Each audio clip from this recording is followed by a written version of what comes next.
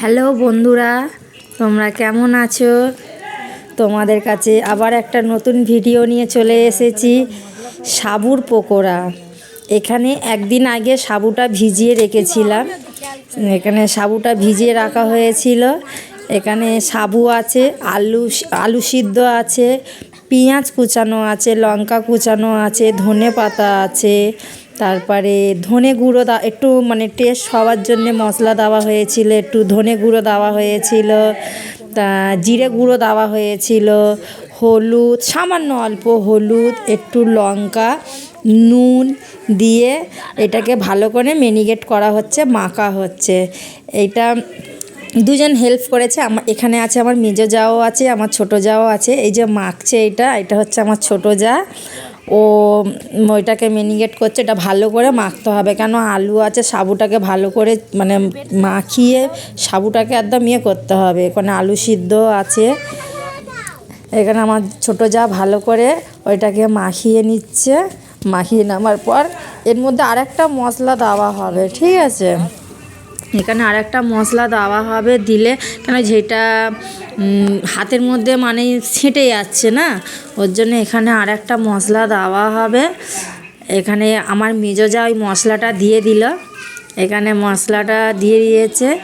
দেওয়ার পর ফের একটু দেবে, মশলাটা কম হয়েছে ফের দেবে। দেখো, দিয়ে ওইটাকে ভালো করে মাখতে হবে। আমার মেজো যা ওইটা ভালো করে মাখছে, কেন সব কিছু ওইটা ভালো করে মাখিয়ে ওইটাকে করতে হবে, কেন ওর মধ্যে আলু সিদ্ধ আছে, তো ওইটাকে ভালো করে না মাখলে গোটা গোটা থাকবে, খেতেও ভালো লাগবে না। কিন্তু খুব সুন্দর সাবুর পকোড়া, তোমরাও বানিয়ে ঘরে খেয়ে দেখবে, খুব সুন্দর লাগে। শীতের সময় ঠান্ডা পড়েছে, শীতকালে একটু একটু পকোড়া টোকোড়া নানান রকমের খাবার বানিয়ে খেলে খুব সুন্দর লাগে। দেখে এখানে মাখা শেষ হয়ে গেছে আমার ছোটো জায়ের। এখানে একটু হাতে তেল মাখিয়ে নিয়েছে, কেন নইলে হাতের মধ্যে সেঁটে যাবে।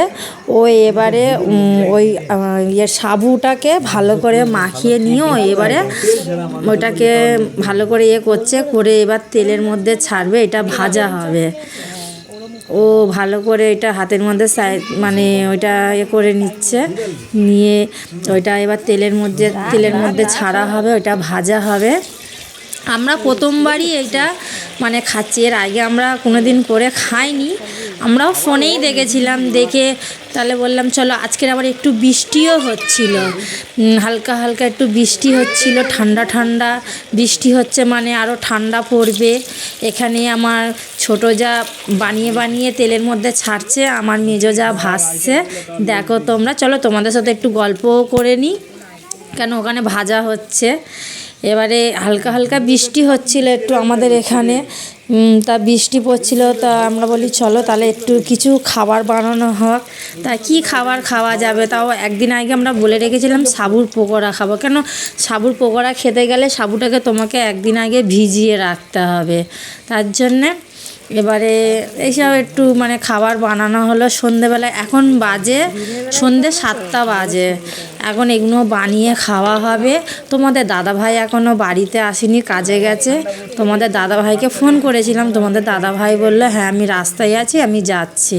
তোমাদের দাদাভাই এলে তোমাদের দাদাভাইকে দিয়ে টেস্ট করিয়ে দেখাবো কেরম হয়েছে। তোমাদের দাদাভাই কোনো দিন আমার ভিডিওতে আসে না, আজকে তোমাদের দাদাভাইকে দিয়েই টেস্ট করাবো যে খাবারটা কীরকম হয়েছে।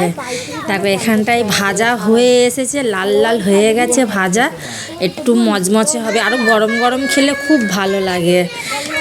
এর আগে আমরা খেয়েছি, একবার খেয়েছিলাম, ওই আমার মেজো যাই করেছিল, একবার খেয়েছিলাম, ফের এই একবার করা হচ্ছে। তোমরাও বাড়িতে বানিয়ে দেখবে, খুব সুন্দর লাগে, খেতেও টেস্ট লাগে।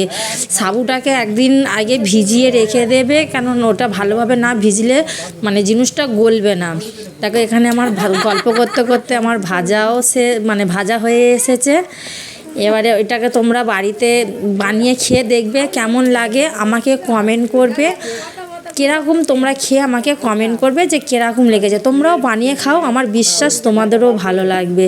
আর দেখো এখানে ভাজা হয়ে গেছে, একদম লাল লাল মচমচে করে ভাজা হয়েছে। একটু সস দিয়ে খাবো, কীরকম লাগে চলো তোমাদের দেখাবো। তোমাদের দাদাভাইকে দিয়ে খাবিয়ে আমি বলবো, ঠিক আছে? এখানটায় ভাজা হচ্ছে, আমার মেজো যা আমার ছোটো যা করছে।